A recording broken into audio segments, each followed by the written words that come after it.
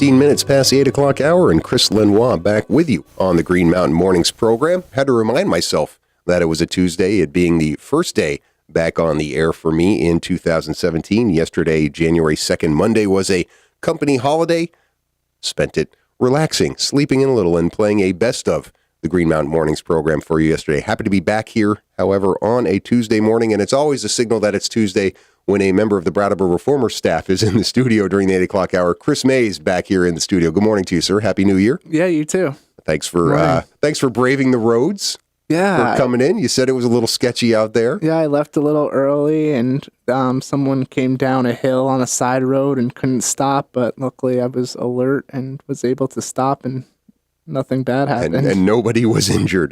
Do take your time out there. You're coming over from the Deerfield Valley, so certainly a lot of twists and turns, a lot of hills. A lot of people make that the roads journey. Were well salted, though. Good. The road crews did a good job. Good, and hopefully it'll warm up soon to a point where we don't have to worry about that freezing rain on the road. Certainly not the last time we're going to experience that this winter, and lots of that happening in 2016 as well. Let's start this morning by looking back at 2016, Chris. A story with your byline on it in the weekend edition of the paper of the year in review. Now, you were just saying off the air, this was not necessarily your picks for 2016, even though it says by Chris Mays. This was kind of a collaboration of the Reformer editorial staff. Well, I think it was a discussion between my two editors, and then they handed it down to me and I usually would have probably worked on this with a couple people, but our day editor, Bob Audette, was out last week, so I pretty much did it. So it was you picking the top stories of 2016. I think good choices overall, and you say in no particular order, but why don't you talk a little bit about each of these choices that you made and kind of what you felt why they were worthy of being one of the top stories of 2016. Well, Act 46 is obvious. I haven't heard of that. What is that? It's a law basically making school districts consider mergers due to incentives and different things that the state wants to see happen. Yeah. And many people in this community don't want to see happen, at least the mergers. At least that's the feedback I'm getting on this show. I think you'd agree with that. We're getting a lot of pushback on this law in this part of the state. Yeah, and this year saw a couple different votes, people trying to leave union high school districts, the Leland and Gray one and the Brattleboro one. Yep. So we're seeing kind of this increase in voting, and that's something that's at the heart of a newspaper, covering these votes and people's reactions. Well, an increase in the number of votes, maybe not the number of voters, although we have, anytime it's been revoted, we have had more people in there. But a lot of side stories about this. I mean, you just brought up Leland and Gray and Brattleboro, but Wyndham Southwest getting their plan rejected by the state, right? Yeah, well, it wasn't supported, Right. That's the new language for it. But okay. yeah, Excuse me, the new language. It wasn't supported by the AOE, and they're kind of the people you want to get support before you bring it to the Vermont State Board of Education. Yep. And I know Jamaica, the town of Jamaica, having a couple of different votes about whether to withdraw or not withdraw. It's Dummerston now not allowing Vernon to withdraw. I mean, it's going to be a story for 2017 as well, I think, don't you? Yeah, definitely, and that's when the merger votes are gonna likely happen for Wyndham Southwest and definitely for Wyndham Central. Yeah. Speaking of votes, the Stilesbrook Wind Project as well, even though that was what many people felt was a foregone conclusion that the towns of Wyndham and Grafton were going to reject that. It was still quite a story to cover. Now, you did have some oversight into that story, but that was largely on some of your colleagues' plate, I think. Yeah, I didn't do much with that story, but, there was a big twist when the voters were offered some kind of, some incentive, additional incentives. Yep. Yeah, some money in their pockets, and that kind of made everybody wonder, well, is this legal? Is this a bribe? Right. Where they were basically offering tax relief to the towns, but then when they realized the vote wasn't going to go their way, they basically said this tax relief will come directly to the voters, almost a payment. And there was. I had never heard of anything like it before. Nobody had. Yeah. But apparently they were going to allow that to happen if they had voted in favor of the project, but the towns there, the residents in those towns voted against it. So it did not happen. No wind project in the communities of Windham and Grafton. Police and fire stations here in Brattleboro in previous years, subject to some pretty controversial votes, both on the town budget as well as how to fund the police and fire, with the local options tax 1% funding getting rejected a couple times. But this was actually, I think, in my opinion, a good story in 2016, how much progress we made on those projects, don't you think? Yeah. I basically, when I first started covering Brattleboro, the town and the select board, this project was coming up to a vote, and people were, talking about how it had been decades in the making. And I thought, wow, this is going to be a big thing. Yeah, and it has been, and left on a pretty good note there at the last select board meeting. We have now, 2 of the 3 projects underway? Is Central Fire underway? Yeah, the groundwork has begun there, and I'm not sure if the addition has started. I haven't checked in a couple weeks. Yeah, I haven't had cause to drive by there. It's great driving down Western Avenue, Route 9, and seeing the building. I know, it's great. Yeah, so that looks good. And of course, right at the end of the year, the town closed on the Brattleboro Reformer property, so you're going to become renters pretty soon, right? Or are you renters already in your own building? We're renters already. Okay. Yep. And then you also, the couple other stories you have in here have to do with the elections, and we had some contested elections during this last cycle. That was certainly, it's always exciting to cover these things when there's contested races, isn't it? Yeah. What did you learn as far as getting to talk to some of the lawmakers, some of the challenges? What stood out to you? Because I know you spoke with John Gannon, who is running unopposed, but a first-time state representative over in the Deerfield Valley, but you also covered some of the contested races. David Scholes running for state senate against Becca Ballant and Jeanette White, Adam Salviani running against Molly Burka. Some of your takeaways from the election season? There's a lot of concern about taxes, and I think that's always going to be the case. I think that was a big thing, affordability. A lot of the people running new to politics were saying we need relief, we need to figure out how to balance the budget. Yep, and they're heading up to Montpelier, I believe. Not today. I believe tomorrow is the first day that all the lawmakers are up there with a lot of ceremonial stuff, and then the session begins in earnest next week. Couple of fires with fatalities, and certainly those were worth mentioning. What were some stories that didn't make the top stories cut? What were some things that you would want to have seen on this list? Well, the 2 things that came to mind when you asked me last week what were some of the big stories were the Windham Solid Waste Management District stuff that happened this year with closing down the materials recovery facility. And then the second thing was Annette Cappy's retirement. I felt like I just got to know her, and she was great to talk with, and then she was retiring. But yeah, you wrote a very nice story about Annette going to the reception there, and a good picture of her there. And I think that Windham Solid Waste story, you could put that on the 2017 list, because we're going to start seeing all the implications of this, right, during this year. Yeah, I just talked to Bob Spencer, the executive director there, and he said we're going to talk about that. I think it's next week, or it's on a Thursday. It's the second Thursday of the month, and they're going to be talking almost specifically only about the MRF, the Materials Recovery Facility, and what to do now. Now, you did have a story about Windham Solid Waste in Monday's paper, yesterday's paper. We will get to that with Chris Mays of the Brattleboro Reformer, as well as other stories he covered and you read about either in the print edition of the Brattleboro Reformer or online at reformer.com. All coming up after the bottom of the hour news break here on Green Mountain Mornings. 31 degrees outside at 21 minutes before the 9 o'clock hour. Green Mountain Mornings continuing now. Chris Lenois, your host, along with Chris Mays, reporter for the Brattleboro Reformer, in here on a Tuesday, January the 3rd, on a select board meeting day. That'll be part of your day today, a long day for you, Chris. Oh, yeah. Having to do that. Appreciate you starting it off this morning.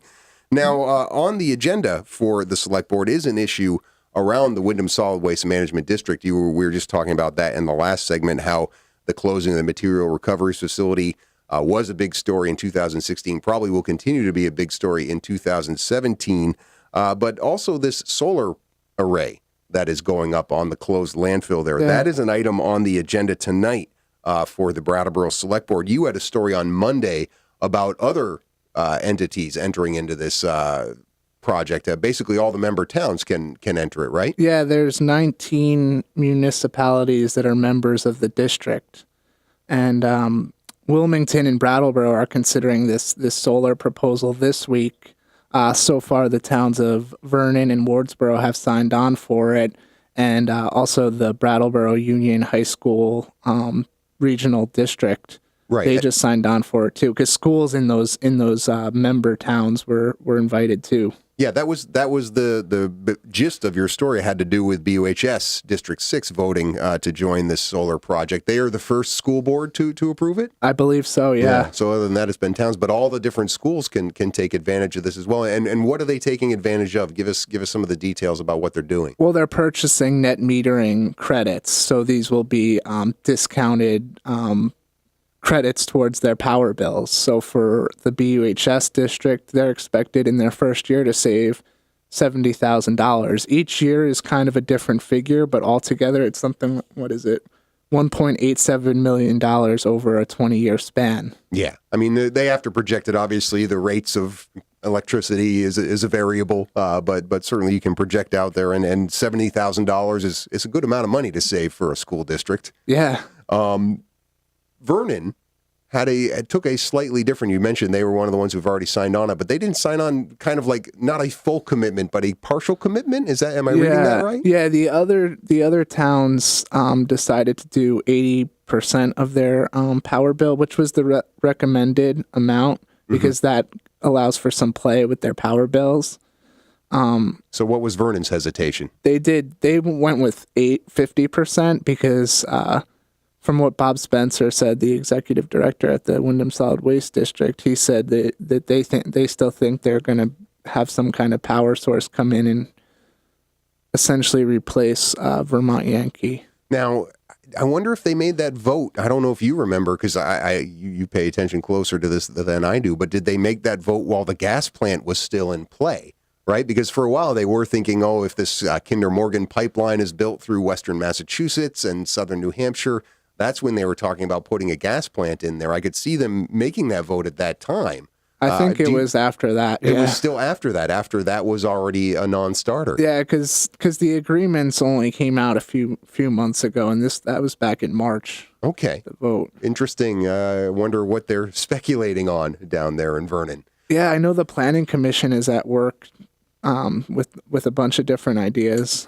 Yeah. So we'll have to wait and see. But they did not go to the full commitment. You can read that story. This was in yesterday's Brattleboro Reformer about Wyndham Solid Waste Management District. And you did mention in the last segment, too, speculating on the next Board of Supervisors meeting. That is Thursday the 12th, so a week from this coming Thursday. I'm sure you'll be there, right, reporting on that. Yeah, I marked my calendar yesterday. Yeah, you've gone from knowing all about zoning to all about trash and recycling. Quite a layer of expertise you've added there. Do we think the Brattleboro Select Board is going to have a vote tonight on joining the solar project at the landfill? It just is basically an item to discuss without any motions. Yeah, I'm not sure. Bob Spencer was saying that he thinks that there's a lot of there's a positive view on it. So because they would have to have something soon. I mean, a lot of the items on the agenda tonight for the Brattleboro Select Board is putting articles on the representative town meeting agenda. This, I would assume, would be something that the representatives would have to vote on. Yeah, I don't know. I think that I don't know if they're going to enter in some sort of agreement like this. So I would think they'd have to deal with this soon. So we'll have to see tonight. One thing to note is a few of the Brattleboro Town Energy Committee members really recommended this. They looked at it and they're familiar with agreements and they looked favorably on it. Yeah, and I'm sure they'll be there tonight to advocate for that as well. The regular meeting of the Brattleboro Select Board, 6:15 p.m. tonight. And if you can't make it to the Select Board meeting room, well, watch it on BCTV, right? That's always a good place to check it out on their channel 10 on the Comcast package. A couple other stories you had in the paper this past week, Chris, on Friday. Two stories. One, an update on a murder trial. And, well, first of all, it's really sad how many murder trials that you have to keep track of in our little community. But this one from 2014, Robin O'Neill, the woman in Townsend who allegedly killed her live-in boyfriend as well as her boyfriend's son, just now getting a trial date for summer of next year. Why the delay? Why? I mean, that seems like a little bit slow as far as moving the court along. There's been a few delays. Robin O'Neill had a public defender at first, and then things weren't working out. Then she had another attorney, and now she has two new attorneys from Burlington. So changing representation. Does anything? This is an interesting side story within your story about the murder trial. Is this civil suit and the fact that there's this retainer, or she has money? Yeah, she set up a trust account, and the way that the lawyers for one of the deceased's estate, they discovered it when payments were made to her lawyers. So the lawyers in the civil suit are trying to freeze that account. And so they have to wait for a decision from the Supreme Court, really, to see how much money she'll have for this murder trial, the criminal case. Yeah, and that is the attorneys for Jameis Lott, who is the son of Stephen Lott, who just allegedly happened to just come by to do laundry that morning and ended up dying as a result. Does that civil suit, do you think that's played a role in why the murder trial itself has been delayed for so long? I could see that playing a role. Yeah, before the attorneys for Robin O'Neill were just looking for more time to get witnesses and experts together, but now they don't know if this trial date, the tentative trial date, will actually happen or not, because now they're waiting on the Supreme Court, and they're saying they have no idea when it's going to come. The other story you had in Friday's paper, and this was on the front page, actually kind of a continuation. Weren't you and I talking about the Retreat Meadow expansion, the Retreat Farm expansion last week, last Tuesday? It was a whole year ago, so it's hard for me to remember. Yeah. I think so, yeah. Then this follow-up story, was this something that kind of arose after? Because you had done that story talking about their planned expansion, and then some people coming along expressing concerns about the animals while they do these renovations. Yeah, we received a few phone calls and emails, and I was out of the office, so my boss was fielding some calls, and I got an email from my boss, and he said, yeah, you should follow up on this, and I talked to the people at Retreat Farm, and they said they were hearing some of the same concerns, so they talked to me about it. I went up and saw the animals and talked with them about what's going on there. Yeah, and gave a very detailed account of how they care for these animals, if people want to read that. So this wasn't a situation like, for example, and I know you weren't covering the Santa's Land, the Putney beat, but when that other group of people took over Santa's Land and they found mistreated animals, the reindeer and different animals on that property, there were no reports of mistreated animals at Retreat Farm. No, I believe that was actually a police investigation. You know? Right. This didn't rise to that level. It was just kind of people wondering, hey, how are they caring for the animals while they do all this other stuff there? Yeah, they saw that a few of the animals were moved to a different location, and they were worried about whether that was adequate for them or not. Yeah, I can certainly understand that. You feel better about it after walking through with the folks at Retreat Farm? Yeah, definitely. I mean, I thought, there were enough concerns raised where they kind of needed to, they should have a place to respond. Yeah. Did you get a chance to get a comment from any of the animals? No, I didn't. But that would have been a good idea. Yeah, come on, talk to what is the name of the bull? Carlos. They were kind of wondering why I wasn't petting the animals, and then I told them how I have allergies to cats and dogs, and they said, "Do not touch the animals. We do not need an allergic reaction." I thought you were going to. I have to maintain objectivity, and if I get too close to the animals, then I don't maintain my journalistic objectivity. There's that right? too. Yeah. There's that, indeed. Chris, always great to talk to you on these Tuesday mornings. We mentioned the select board meeting tonight. Other stories that you're working on this week? There's some kind of, I don't know if it's a month-long thing or week-long thing with big brothers and big sisters, and It is. It's National Mentoring Month. Yeah, so I'm hoping to write about that today. Good stuff as always, Chris. Hope you are careful out there on the roads. Thanks for coming in this morning. Yeah, thanks for having me. All right. Chris Mays of the Brattleboro Reformer. The editions of the paper, Monday, Tuesday, Wednesday, Thursday, Friday, and the weekends, and then online at reformer.com. Back to wrap up this edition of Green Mountain Mornings after these messages.